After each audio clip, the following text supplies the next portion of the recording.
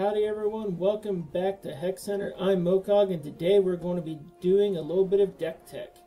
Since we have some beta keys going out and new people entering into the field in the fray, who are going to be trying to do some proving grounds work and some constructed work, I figured let's go ahead and take a look at a constructed no rares deck. A lot of think we're going to be calling these peasant decks. So let's go take a look at a blood peasant deck that I've whipped up together for us to look at today.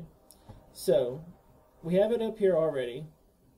What we have here, I'm calling it a peasant's blood deck. So it's basic, but it's fairly efficient on how well it puts troops on the field, how it interacts with the opponent, and it's really good at providing fun at early and moderate level skills, especially when you don't have all the rares back in your collection yet. So let's take a look at it. So we're starting off with 24 blood shards, the core resource of the deck. We're putting in a single Call of the Grave so that you can do a little bit of graveyard shenanigans and understand what's going on with that zone in the field. We have some early broad-based removal. This is really good at taking care of aggro decks, orc decks, anything that's got a lot of 1 health creatures. In addition, it also hits spell shielded troops, so you can layer these two to be able to take out some of those 2 health spell shields. One of the core cards of the deck is the Darkspire Priestess. Now, this is a very good card, especially at the common level. It's 2 resources, 1 blood threshold for 2 power and 1 toughness. The best part about this is that whenever this troop dies, it ends up either searching for another one from your deck with Darkspire in its name, which doesn't just have to be the Priestess, or it does 3 damage to the opponent. So you can make sure that you get 5 damage off or just your 2 damage. It's a really good core of a blood deck.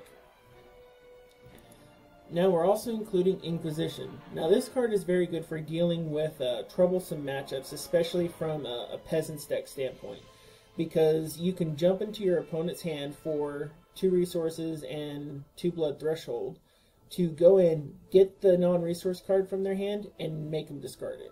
So they can't play their legendary if it's not in their hand anymore.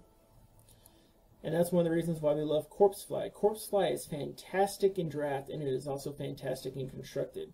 A 2/1 flyer for 3 in Hex is fantastic.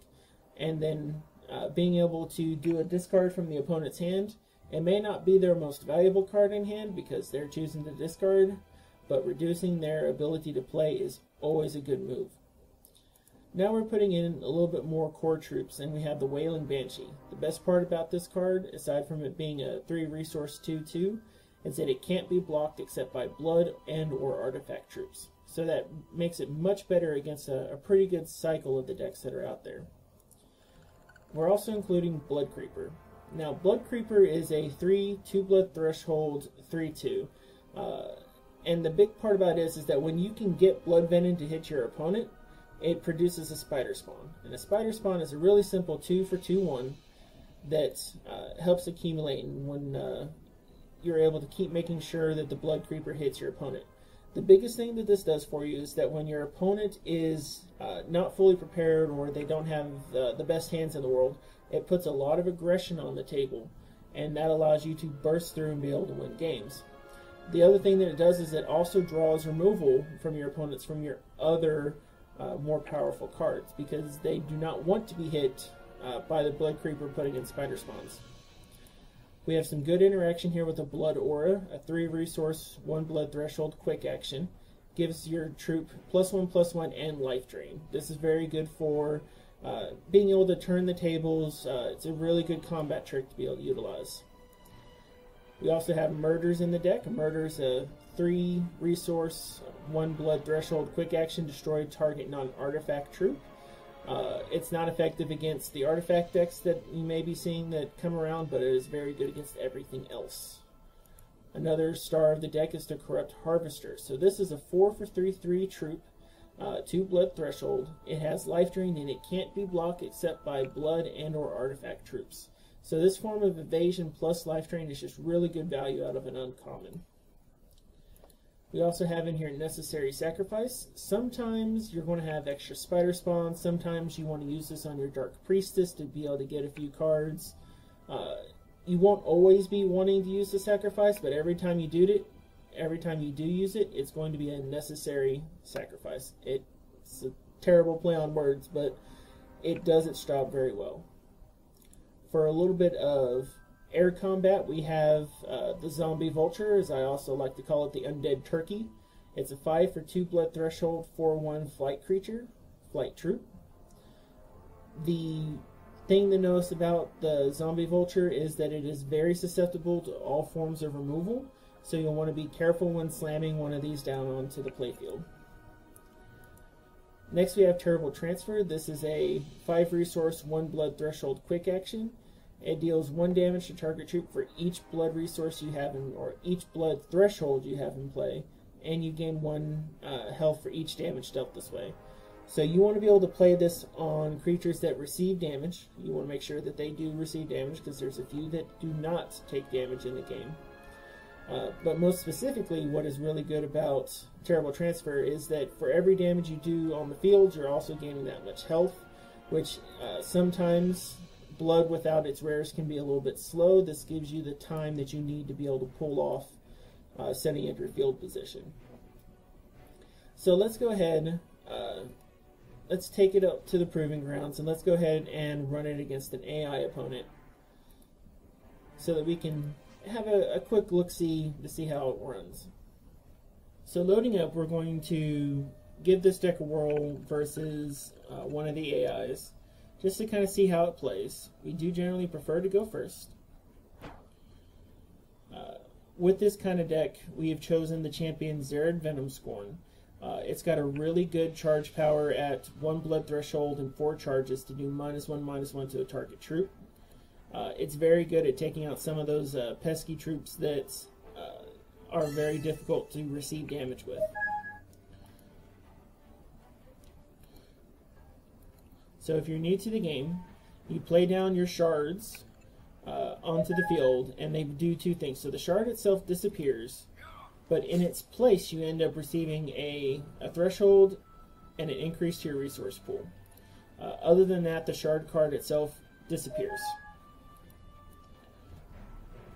So we see in this case, we could play our Darkspire Priestess, or we could play our Sorrow. So the Sorrow would be able to kill the troop that my opponent has that gives him life. And that's probably a good use of this right now, because we do not want our opponent gaining life erroneously, especially this early.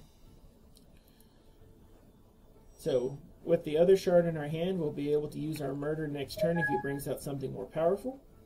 See the Righteous Paladin. So Righteous Paladin is a very good card.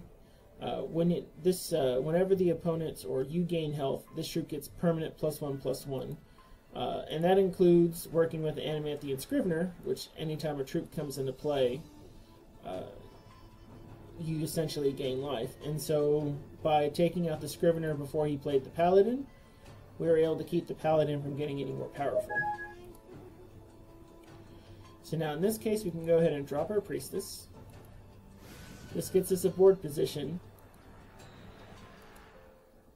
Now, our Priestess can go ahead and block with the Paladin as it currently is, because that's a good trait for us. Now, he also played a Living Totem, which is a very versatile rare card. For 3 resources, you can give it permanent Flight, Swift Strike, Life Drain, Steadfast, or permanent +1/+1.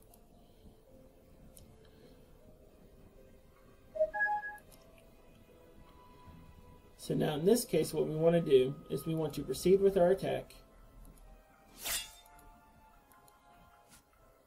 Now no matter what, our Priestess is going to die, but the AI is going to block it with a troop that we definitely want to see off the field. And then, as you saw, our Priestess vibrated on this side and dealt 3 damage over to the opposing champion. So now we have an option. We can either drop a Corrupt Harvester, or we can do -1/-1. I think in this case we want to go ahead and bring a little board presence down and drop that Corrupt Harvester. Now since we're probably going to murder this guy on our next round, we'll go ahead and save our charge power for something a little bit beefier to hit. So you see, he just gave it flying, so he's going to come and hit us for 2. And that's okay because we've got life drain. We're going to be able to recomp that 2 damage pretty easily. Now because we can recomp that damage, we're not super worried about how much damage he's doing at the moment. So we want to proceed to our attack step and play conservatively with this deck. One of the worst things that you can do in Hex is start trying to play a deck overly aggressively, which leads you to expending cards too early and not having enough gas to finish out a game in the mid game. So we see now he's given it Swift Strike and put in a Scrivener. So now this is, he's put enough resources in this now that when he decides to attack, it's worth us dropping the murder on it. He's used all of his resources for the round, and we are in a good position. We also have a 1/1 to use our charge power on that removes it from the field.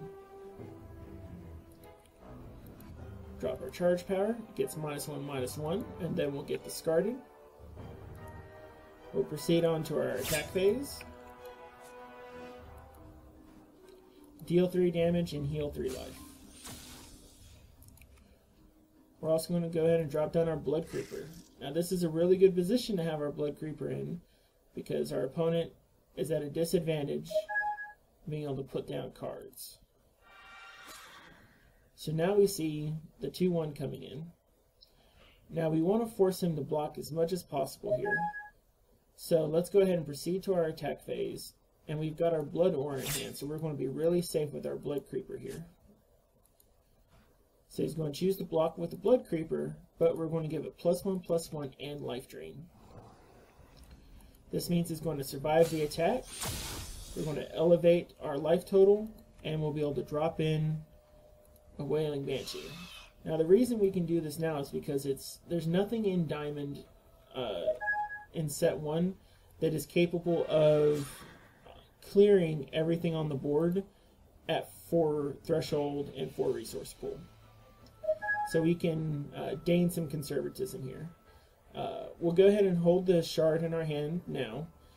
We don't necessarily need the charge to take this guy out because we can attack with all of our creatures with impunity at this point. 2 are unable to be blocked, and the one that can is going to take out the Pegasus handedly. So as you see this time, the Blood Creeper decided not to block, and because it chose not to block, we were able to get a Spider Spawn. So now he's placed in a Protectorate Clergyman. Now it's a bit of a moot point at this point. He can come and hit us for 2, but we have 2 creatures that are unblockable by the deck that we're facing.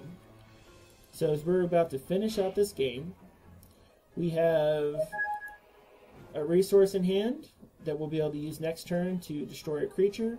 We have 2 unblockable creatures, 2 creatures with life drain, and then a Spider Spawn to come through and do some extra blocking for us. So in this case, we don't want to attack with the Blood Creeper because we don't want the trade. We'll just end the game out with our unblockables.